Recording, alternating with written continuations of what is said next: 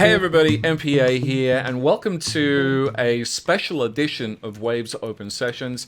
This is a Fix My Mix open session, and the dude who will be doing the fixing of the mixing is my friend Richard Chycki. Richard, welcome. Thanks very much. Good to be here. How are you? I'm really good. So, before we go on, how about we start with a little elevator pitch of you for those people who may not have heard of you. The elevator pitch on me. I like that. I have been doing this for a long time. Most recently, a lot of the work I've been doing is with progressive bands like Rush and Dream Theater. I mean, in the past, I've worked with artists like Aerosmith, Mick Jagger, a lot of different bands. So it's been quite a wild ride, and a lot of the work I'm doing is mixing, and of course with COVID, I'm doing a lot of that from my house. For those of you who aren't aware, one of the things that we have done recently is these Fix My Mix special editions of the open sessions, and we actually ask for people to submit their songs, give us information on it, and then we get the chance with somebody as legendary as Richard to fix their mix and teach lots of lessons at the same time. Now, the lucky recipient this time is a gent by the name of Jon-Paul Bakaric, and Jon-Paul, I hope I said your name wrong. Hey, Richard, Michael, everyone at Waves. I first wanted to really quickly thank you for selecting my song to work on. It's not often small independent artists like me get the chance to be a part of something like this. So sincerely, thank you. The song is called Labyrinth. Richard, tell us your thoughts. Why did you pick this song? Well, first off, it was a great song, and Jon-Paul, he had some really interesting production ideas. He's definitely on the right track of how to get the mix to serve the song correctly. Is that his mix up the top? Yeah, so this is his mix up here. Great. So we want to take it right from the top? Absolutely. Let's roll Great. it.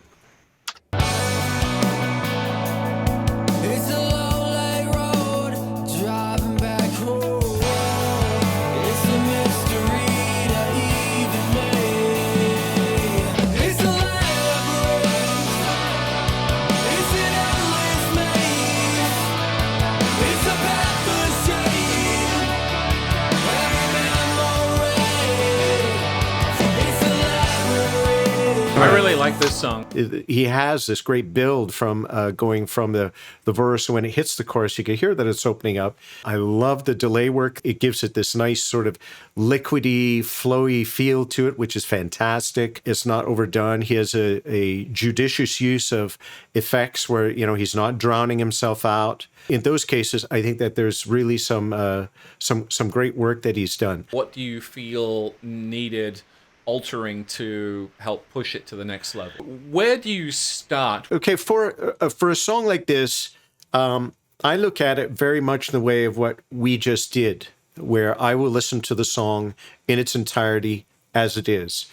And it's a very sort of visceral, very animal type of feedback. It's like, how am I feeling?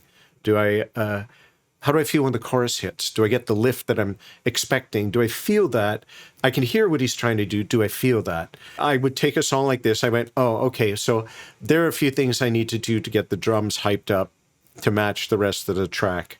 And, you know, doing something like this is very often like taking, you know, one of those long hallway rugs where you give it a snap and you get this wave that runs down the rug.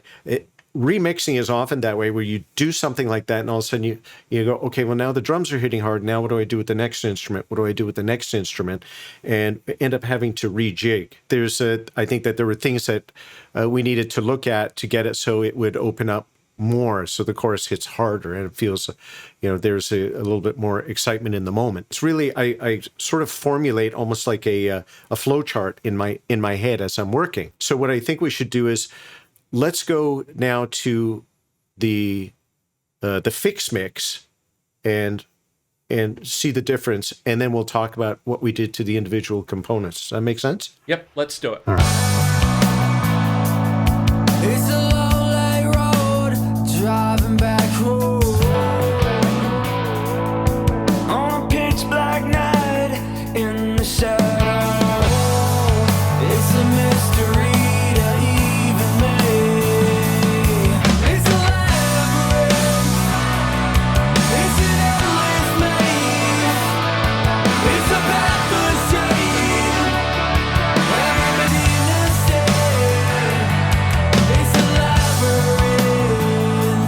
So there's a significant jump up in energy. Yeah. Significant jump up in energy, and even more so when the chorus hits. The lead vocals now sound like they're standing right next to me compared to the original. A lot of that is achieved here through compression and EQ. I actually, for the effects, a lot of the effects, I transferred them over to the fixed mix because I thought Jon-Paul did a really great job. So, Richard, how about this? How about let's start at the drums and look at what Jon-Paul did and talk about what you wanted to change and what was good and what was bad and what needed altering. Got it. Well, up on the screen right now, this is excuse me. This is his set of drums. I have the playback set up, so it's just a little bit before the tom fill that comes up. He has his drums feeding through the API 2500 as his drum bus compressor. I run my I've done a lot of work on SSL consoles, analog, over the years. So my busing is a little different, which I'll show you in a second. Let's play back what he's done here.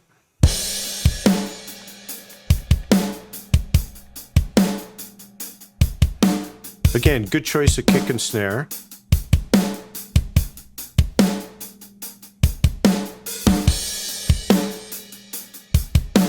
Right. You know, now here, when you listen to the toms go by, the toms are they appear only once in the song, and where they do appear, they're not really much of a feature, and they're lifeless sounding. So that's something we're going to look at in a second. As well here, in the overheads, one of the things I like to see here is Jon-Paul's use of subtractive equalization, that he went in and picked out offending frequencies of the cymbals. It overall did an okay job. The thing about cymbals is that cymbals are moving, and you know, when a drummer is whacking these cymbals, that there is technically the frequencies are going to be shifting, because they shift as a drummer hits, right? You might get a hit that is, from a MIDI point of view, you know, he might be going from 80 to 120 as far as velocity goes, right? And that's going to make the cymbals change the response, right? Having these static choices is going to fix some of the problems, but anything that's moving around is going to be problematic, right? So I have a fix for that I'll show you as well. So, looking at what he did here, I'll just take a look at here, the kick EQ. You can see here he's added, he has no roll off at all, no roll off. He's added some really high frequency to the kick drum, and a slight bit of roll off. Overall, I find that his use of EQ is for the drum he selected is conservative. Where I when thought you that say conservative, you mean that you would be a bit more drastic? Yes, exactly. For, say, something like this, when we look right here, this is very, very tight. This cue is very tight. That to get a cue that's wider, I'll put that back, but say around here, this is going to be more musical and shape. You're going to shape the tonality of the drum more than this. This is more surgical. Let's say there's an offending resonance that you want to get out of the drum. This is the type of action that you're going to do. So generally, when you're looking at something like this, the rules are going to be wide. Wide is for coloring. Narrow is for surgical repair. And you can see there's no bottom end added along to kick. It's a rock song. I would have more bottom end. And this at 14K, the snap, this is very close to being beyond the realm of the drum, right? You see But probably this sitting. SSL is specifically on the kick drum, though, correct? Yes, correct. So I just want to look at a couple of the EQ points, and then when we go up to the fixed mix drums, that we're going to look at the differences, and I think you're going to see that they're fairly significant. So these are your duplicate drums. Correct. I duplicated his drums, more or less. Right, and you could see here, this is his EQ. Here, there's some high-pass filtering going on because this energy that's low way down here, this is energy that ends up being, this is wasted energy that speakers, as the frequency decreases, the amount of energy that the playback system has to use increases exponentially. So this is a compromised setting where you have to constantly play with how much energy. You see what we've done here is there's a peak at just above 70 hertz on the kick, and I've added quite a bit of bottom end. You see here there's nothing. Right. Here there's quite a bit, and here you could see he's got the right idea of where he wants to take the mud out of the kick drum. And you could see it's much wider, and there's a lot more dip here. Yeah. Right here. It's pretty radical. And then the high mid frequencies, you've done some adjustments as well.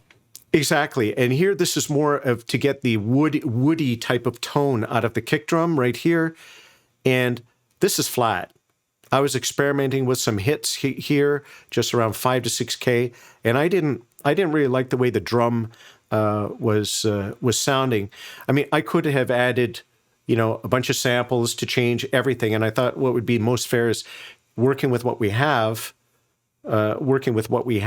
and getting these drums to pop more. Now you could see before I play back the fixed mix drums, one of the other things here is you could see there is no gating or expansion going on. But on this version, on my version, I tightened up the kick, the decay of the kick, right, and also added different compression settings here to get the kick to thwack harder. So Richard, this might be a good time to bring in Jon-Paul again, because this is about recording drums and acoustics. Jon-Paul, hit it. A lot of independent producers and songwriters can't afford to buy studio space to track real drums in a real big live room. This song, for instance, is a mix of real drum overheads played in a small studio space at my home, mixed with drum samples. Any advice on how to mix drum samples with real overheads to blend them together to create a powerful yet authentic sounding drum mix? That's a great question. And this is something that we touched on as far as the drums go, with your choice of drum samples for the song. Again, those are great choices. The frequencies that you are working at, all the frequencies that you chose were very close. It's just needed more, and to look at what constitutes. I want to get more of a rock aggressive kick drum. What do you have to do as a mixer to achieve that? A lot of what was done in the fix mix exactly works to what you're speaking. What you were speaking about is to get the performance in your samples to match what the cymbals are doing, right? Your drumming is starting to pick up and play harder and more energy for the choruses. And really what we did here is we matched the trigger sounds to that. And that is the reason why it feels like a more cohesive drum take once we've done the changes to the original mix, but really well done. So now these are the fixed mix drums. Let's go and have a quick listen to the fixed mix drums. Better. Okay.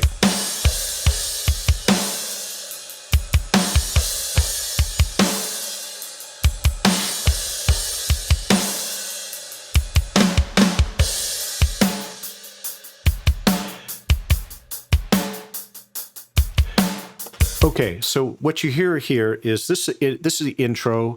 Let's go from the pre-chorus into the chorus. You can hear how the drums kick up more.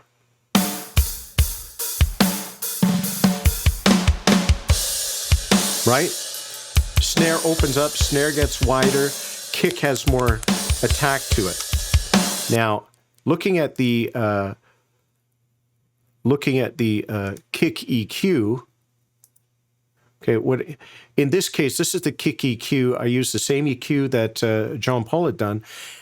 You could see here he had a boost around 14K. Generally, I wouldn't do 14K because it's not going to catch a lot of the beater, the smack of the beater. And for a real drum kit, you're going to be getting cymbals you're going to start adding these weird phase anomalies to your cymbals, especially with kick generally being a pretty prominent piece in a mix. So what I ended up doing is, you could see here, I did some experimenting just above 5K. I left it flat. I didn't like what I was getting out of it. So in this case, what I ended up doing is I added this, which I call kick tick. And you hear that? All that is impact of a kick drum. So it is a sample, and I add that to the kick drum in the choruses, in the higher energy parts where the drummer would typically be hitting harder. So I'll add that in, and that allows me to get the attack and the thwack of the kick drum, but without adding EQ. So it's a subtle change, but it doesn't interfere with the rest of the drum kit. With a live kit, it's more apparent. Okay, so let's look again. Let's look now at the. We'll go back to his. Let's look at snare. So I thought his choices of plugins to use, great, good choices. The Puig Tech is great. Overall, his approach to EQing is good. His approach to EQing is good. Again, it's conservative. And you can hear here, we're going into a chorus, and there's no change, right? So there's a flatness to the drums, and in order to change that, I'll switch back to the other mix, in order to add some excitement to that. So what I ended up doing is, good.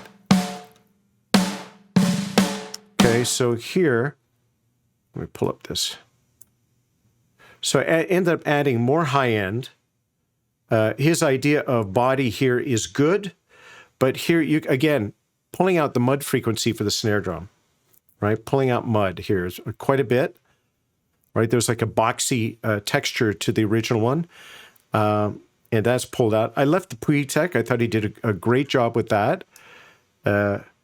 Just a little more and more, because this is a fantastic job for a Pultec emulation, right? So it's just adding what Pultecs do, adding that bright, the sweetness to it, and as well, you could see here.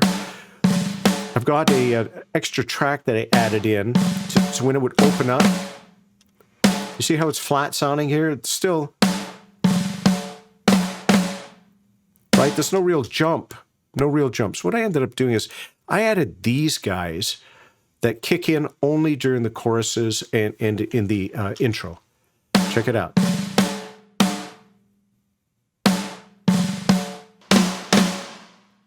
See? So we have a big open up, right? We get a big open up, and when it hits the end of the chorus, see what I'm saying? So in this version, so we end up doing here is I have I use this for EQing. There's not a whole lot of EQ going on, just some high end. Right, little bit of limiting. It's just a great channel strip plugin. What is significant though is I ended up adding. This is a sample that I had done, and I have a separate room feed, and I added the room feed adds in as well, and I can control that separately. So you can listen to that. See, we're adding a room feed, which really all it has on is a bit of EQ to brighten it up and fine tune it. Right. So it sounds like it's part of the kit, and this what ends up giving it that, and then this trigger itself. This has a whitening plugin on it, so when the snare hits, the verse, the snare feels like this. The chorus, the snare feels like this, very almost oval shaped, right? Wow. Yeah. Now, let's look quickly at his cymbals. So one of the things I'm gaining from this is you created more of a story with the drums, so that the programmed drums he used nearly sound more human. Yes, really well put. That it typically we're going to want to feel the chorus lift up, and this is something where with programming, sometimes it takes a little more work to get the changes. Again, this is something that's done within the confines of the mix itself, right? That we feel it open up, that, you want to have that energy so that it serves the song, because, Jon-Paul did the thing where he's got a single vocal and then he triple tracks it, and he's got background vocals, he's got heavy guitars that kick in. And I think the drums have to reflect that, so everybody's pushing in the same direction. Right. Beautiful. Right. Okay. Cymbals. I like what he did here with the subtractive equalization. It was nice. It's tight. It's tight. He's going in and he's grabbing the offending frequencies of the cymbals, and that's really well done. Same thing here. This is wider, but this is good. These are good choices here to go in and cut. I have a slightly different approach that I want to show you. Okay, so I took what he had done. And I liked a lot of what Jon-Paul did. I added more air in the cymbals. And just adjusted some of the offending frequencies. I also got rid of a lot of the low-end energy. Cymbals aren't generally associated with bottom end, but there's a lot of bottom end with close miking cymbals, right? A lot of bottom end, and I have a tendency to want to get rid of that because it's not. So what you're doing is you're pretty much removing every single frequency that doesn't need to be there. Really? Absolutely, perfect explanation. That if it's not being used, we don't want to dedicate energy from the mix. We want to dedicate energy and have to mask it. Let's just get rid of it. In this case, you could see here quite a bit of high pass going on, and there's high pass here. Same idea as far as the offending frequencies. I thought his work here was great. What I ended up finding is, because after doing this work, I didn't find the hi-hat track was necessary to add in. So you could see I just muted it. Okay, so one of the things that you mentioned was that Jon-Paul put all of his drums through a bus and through an API 2500, which I think is a stellar idea because I love that plugin. Yeah, great plugin. However, I'm looking at your mix and the way you're doing it slightly differently. Can you take us through how and why you're doing it this way? Sure can. The setup here is very much like my days using analog console. So what I end up doing is I have, when I start with a mix that's really a large mix, let's say like a Neil Peart kit or a Mike Mangini kit where you have, say, 40 tracks. And what I end up doing with those is I comb through the tracks and I route them so that their subgroups feed subgroups, and so that we basically just have a manageable amount of faders at the end, right? So we're not trying to turn up a bunch of things or adjust a whole bunch of things at the same time. We're getting each subgroup so that it's in the correct has a correct tonality and level. That then it's a lot easier to manage. So anything you see in my mix that has a small S in front of it and then it's capitalized, this is like this is my submix for kick drum, submix for snare, toms, overheads, and so on. And you could see here, this is again a throw to an SSL console, that I have the kit, and then I have one, the Usually what we used to do is back bus. We used to use the rear bus of the SSL and treat that differently and then recombine it with the front bus.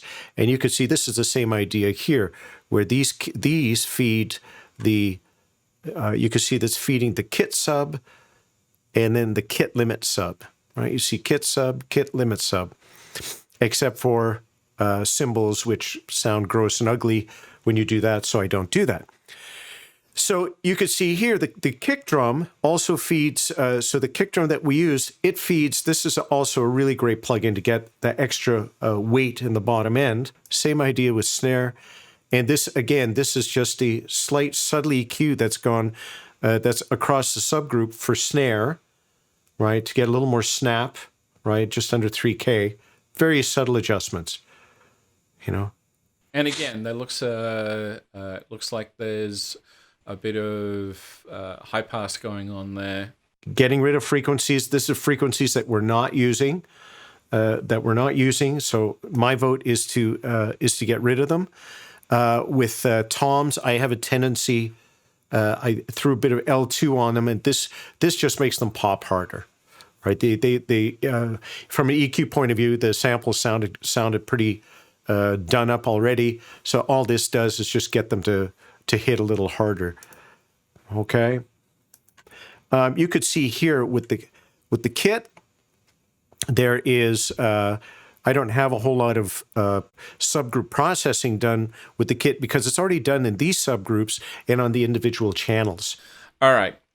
So we have some questions here from Jon-Paul. I think this is probably a good time to maybe have him ask them, assuming as we've just been talking about subtractive EQ and a few other things. You want to see what he's got to ask you? Absolutely. Shoot. There are a variety of schools of thought on subtractive EQ versus additive. What is your opinion on the practice of sweeping frequencies to find problems and subtracting those frequencies versus boosting? Is there a more desirable solution in your opinion, especially when it comes to vocals? With me, oftentimes I'm working with my own vocals, especially like in this song, and I often struggle with how much to push things with EQ. So I'd like any advice that you have there on how far to push things. Well, that's a great question, Jon-Paul. First off, congratulations on a great track. You're on the right track with as far as subtractive EQ, and I think that this has been demonstrated so far in the drums, where you have the right idea. It's just getting the confidence to do more. Where if you're to listen to some of the other artists that you listen to as a reference, and say listen to kick drum, snares, and say, okay, well, this is what's happening. And so I really think it's more of a function of critical listening to go through. Your concept of how you're picking offending frequencies is right on the money. As far as vocals go, the idea of using a narrow Q, sweeping through, looking for offending frequencies. When I do it, I do the opposite. I actually use a narrow Q and I boost and look for the offending frequency, and because it really flies out at me, and then I cut. So I'll determine how much I cut after I found the frequency, right? And there are plugins these days, with the graphic readouts that are pretty great for that sort of thing. So definitely on the right track. So far in this Fix My Mix edition of the Waves Open Session, we've talked about what Jon-Paul did with his drums and how Richard has altered those. And with all due respect, what Jon-Paul did in this mix of this song Labyrinth was very impressive, totally on the right track, excusing the pun, in this track. We've dealt with bussing, and Richard's talked us through how he has bussed his drums differently to give them more of an oomph and make those drums tell a story. Now let's talk about one of the other things that's really big when it comes to a difference in this song between the two mixes, which is the vocals. On the screen right now, what you're seeing is two sets of plugins. On the left-hand side is Richard's plugins, which pretty much, correct me if I'm wrong, Richard, duplicate what Jon-Paul made. But one of the things I think you mentioned was that the order of the plugins is changed in the way that you ordered things. Is that right? Absolutely. I wanted to stay with the plugins that you used as opposed to just saying, oh, well, that's the way you do it. This is the way I do it. So I wanted to show you, what you're doing and how to get more out of what you're doing. So I think the first thing we should do is let's play a portion of the each of the mixes with the vocals, and then let's run through them. No problem. What the changes are. Go for it. Okay, so first, this is the original mix.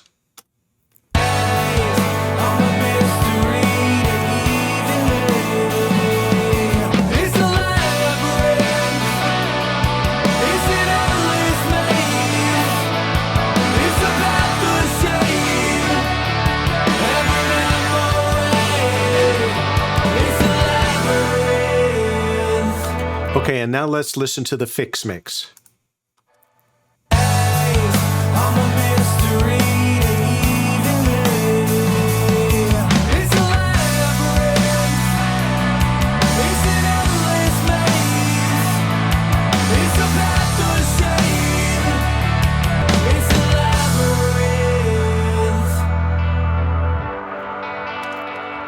Okay, so in the original mix, first off, the de-essing that's been chosen, I thought they were great frequency choices. If you could see here, I just lightened up. You can see the thresholds here, right? The thresholds here are pretty extreme. And I thought that the vocals at a few points were a little bit lispy sounding because the so much of the high end was being pulled down. So you could see, and that was here you could see I reduced the range where the de-esser is effective, right here and here. Okay, as well, I took this de-esser that Jon-Paul had used, and I moved that down so it's the last in the chain, so that it is de-essing after any compression and limiting. Right. So let's hold back a second, because I think some people might be going, hey, I noticed that there's two de-essers on one track. Okay. Can you explain that and the reason for that so everybody's on the same page? Sure can. Well, de-essers in this case, when you look at it, this is not a wide. This settings here are not wideband de-esser settings, right?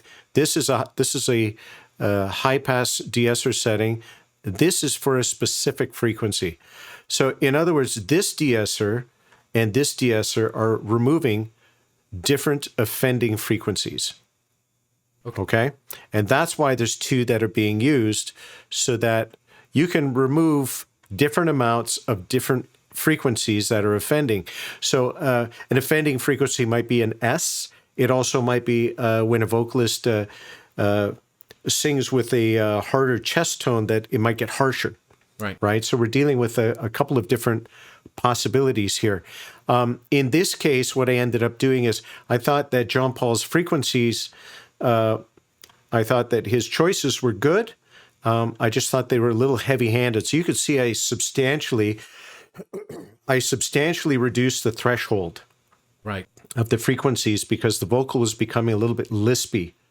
And you changed the order as well. Yours are on the left again. It's like you changed the order again. So what difference did that actually make? Okay, as you compress a vocal, you end up having to, your frequencies will become either more offensive, for lack of a better term, your frequency becomes more offensive. So here, if you say, well, it just took it out a little bit, but then once you compress and limit, you might find that it's not effective enough. In this case, this is okay. In this case, what I found is that this de-esser and this de-esser, this is Jon-Paul's here, this is mine here. I put this last in the chain because it was pulling out the S's more effectively after compression had been added here and compression limiting had been added here with RVox.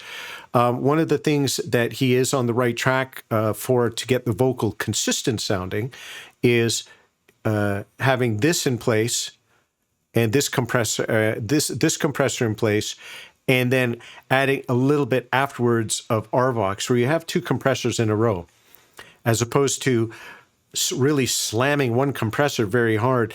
There's a different sonic palette here by using two different compressors that have inherently different compression characteristics. You get more of a spongier feel that is compressed, but it's not as apparent because the compressor isn't working as hard. Each one is not working as hard, but the total effect is still there. Okay, so the difference in these vocals, Richard, is fairly dramatic between his version and yours. You're using the same plugins. So my question, Richard, is what's the major thing? Because you were using the same plugins as he was using. Yes. And you changed the order, you changed a bit of the frequency, but yours are so much more in your face. Is there more to it than the plugins? Well, absolutely. It's the interpretation is, I think, is more extreme in this in the fixed mix version. What I ended up doing, if you look here in the fixed mix version, this is the verse vocal here. And you can see that verse vocal. That's Jon-Paul's up top. That one there you've got. Well, this is the fixed mix. This is Jon-Paul's vocal. What I ended up doing in the session is I duplicated all of his session in its entirety, and I had two sessions going at the same time. So right now, what we're looking at this is Jon-Paul's vocal with my work done to it, my version of his vocal. Correct. So what we see here is the panning is set. This is his, if you look at it, he's got a vocal, he's got a call and answer style setup here, right? So it goes vocal, vocal, vocal. Then he's got a double. And the double you could see is mono. Right. And virtually the same volume is mono. Now, these three here, these are the chorus vocals. But you could see here how they're panned, really panned hardcore, right? Yeah. See that? Yeah. Really panned 0 and 100 and 100, and he has a double and a triple going on. So when it comes in, what we hear is it goes from this effect to this effect. It's very, very wide. It's very, very wide. And while there is a tendency, that we'd say, some people want to get it to pan in a little bit. It feels, it feels more natural, but it also pulls away from that dramatic effect that I thought the song was looking for. That when it hits the chorus, you feel that that jump. Now, one other thing that I haven't shown you that I want to touch on in the chorus. You can see here, these are the background vocals, right, that I ended up using. And what I ended up doing, you could see that they're set up very similar to the lead vocals here and here. Right. So de-esser into this SSL, into RVox, into another de-esser. Correct. Now, the reason I want to show you that is that this is the other vocals. Do you see this? Yeah. Right. These are his vocals, and you could see they are not processed at all. Right. They're not processed at all, and he ends up feeding them through a subgroup. Right. And he just has I think it's an LA2 across a subgroup, right, which gives a very strong disconnect. It doesn't feel that all the compression, when you have a pair of tracks, right, you have a compressor that's trying to deal with two different attack and releases because the vocals aren't the same, right? So you end up with that, and then you end up with a disconnect in the vocal processing. So when you hear the chorus, you could feel that everything is really. Let's listen to the old one and listen to the new one, and you find that the chorus vocals of the fixed mix feel very glued together and very wide and fixed and forward sounding. So here's the original. It's the labyrinth. It's an endless maze. It's a path of shame.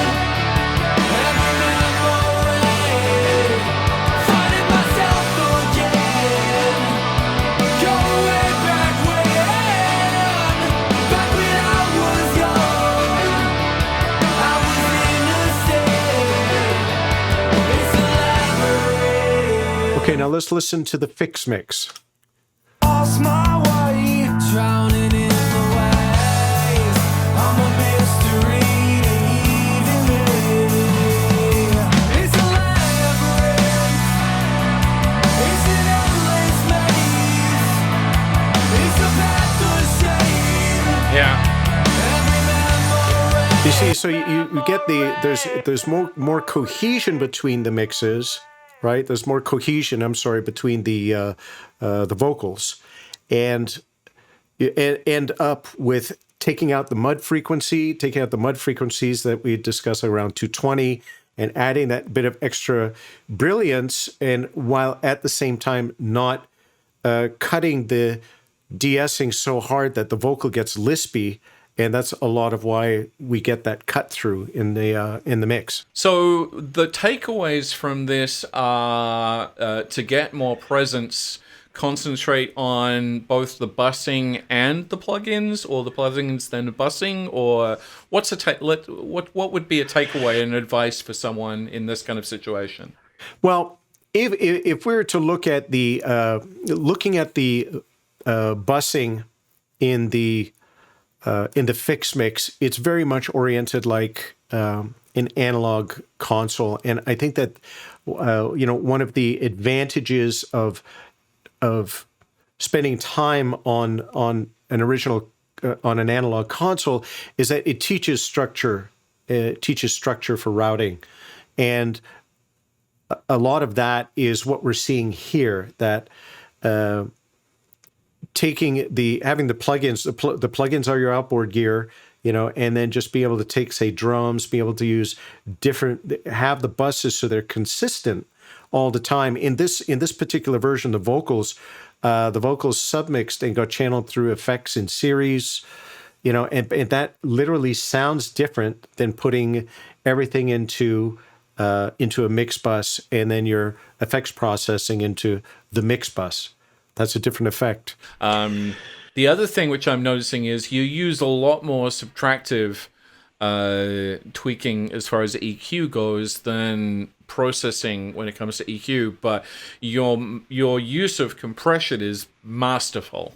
Oh, thank you. As far as EQing goes, my general rule, which I've been known to break, are wide Q, gentle curves, and not a lot of boost and cut. And quite often that's what I end up doing for additive, to add, if I'm looking to add brilliance to a track in particular, all the curve, any sort of molding will be done that way. And anything surgical, narrow cut, very narrow, and usually I'm cutting. It'd be, there's the occasional boost if I'm trying to change something into something it's not. Then, I'll use a very something that's very peaky. But generally, if you go through my mix, you'll find, gentle boost, hard cut. It's so cool. So this is probably a great time to bring in Jon-Paul again. He has a question about wearing more than one hat at a time. Jon-Paul, hit it. Oftentimes, I'm not only the artist on the project, but I'm also the recording engineer and the mix and mastering engineer. How do you walk the line between producing a natural sounding rock recording, but keeping that exciting, polished sound without overproducing? How do you know when you've pushed a mix far enough? Oftentimes, I find myself questioning if I've underproduced or overproduced. Any advice on this topic? I mean, again, that's a great question. I come from the same background as you. I started off as a guitar player, songwriter, and I got to a point where I started recording. First off, I started recording because I thought that's just what you did as an artist. I thought, you record your music. This is prior to there being great schools and an education system for engineers and producers. So I just learned to record because I thought that's what was done. Having said that, what that did teach me is it taught me to disconnect I would listen to a guitar performance, and I wouldn't be beating myself up in my own head saying, "Oh, you can't play, that sucked, you're rushing." I would look at it from a very unemotional, disconnected point of view, which I carry to this day as far as an analysis of a performance from a producing point of view. I'll look at it and I'll go, guitar player's rushing. Even though I'm the guitar player, I would say the guitar player is rushing. The singer is out of time, or the singer is out of tune, even though it's me. And that what I found is that allows me to make better choices, more critical choices, because in my head I'm not beating myself up over the performance aspect of it. And still to this day, if I go and sing a background vocal, right, I'll even if I'm talking, if I'm talking, I'll go vocals flat. It's me. But I say vocals flat because that's how I've trained myself. So I think the biggest thing, and I don't know where your headspace is at it with respect to listening to your own performances, but being able to disconnect from them and evaluate them honestly and impartially is going to be the biggest gain that you're going to find to be able to do your best work. And that would apply if you're producing, that if you're listening to it as the mixer, if you were just listening to somebody else mixing, that allows you to sit as a producer saying, "Oh, I've gone far enough. This feels finished to me." And if you, the great thing is that as the artist, you're not trying to second guess what the artist wants, because there is, if you're not the artist, there is an interpretation. There is an interpretive process there. So for you as the artist, you actually have a very special position where you can, if you change hats impartially enough, you as the producer, you could sit down and go, "Yeah, I think I'm getting what the artist is trying to say," and the artist part of you is going, "This is exactly what I want to say." So you have that advantage. It's just being able to control the spill from one hat that you're wearing to another. If you had to give one piece of advice to someone that you thought was the pinnacle piece of advice that you had to give to beginners wanting to get to where you are in your career, what would it be? The biggest thing about our current situation with technology is that, for the most part, we are dealing with the same tools as everybody else. So what I mean by that is when I opened up Jon-Paul's session, just using all the same plugins that I have in my computer, and he has them as well. And we might be dealing with computers that are the same power. You might have a computer that's more powerful than mine. I don't know. But really it does come down to at this point is the ability to critical listen and how to apply what we hear critical listening into the plugins that we're using. Right? There's that interpretive process. And Jon-Paul had brought that up of how do I know when it's enough? And that's all part of critical listening and to know when it is enough. And it's that, and then coupled with people skills is learning how to work effectively with other people and how to interpret when somebody say as an artist, if they're saying, "Hey, I'm looking to do this with my song," and an artist handing a song off is I think is a remarkably personal experience that requires a lot of trust, because they're handing off something that for us as mixers or producers, we move on to the next project, but the artist lives with that for the entirety of their career. So I think it's a huge responsibility for us to have that responsibility, and I think we have to when we know how to treat the client sufficiently to understand that and give them what they want, even if sometimes they don't know what they want. Sometimes it's up to us to do that. And so I think that basically it's people skills and our environment and our critical listening. That's really important. So there you have it. This has been another Waves Open session. This, of course, was a Fix My Mix edition of the Waves Open session. Thank you so much, Richard Chycki. Richard, I'll be right back with you. Jon-Paul, congratulations on an amazing song. Everybody else, I hope that you enjoyed this. I hope you learnt something. We will see you next time on the Waves Open session.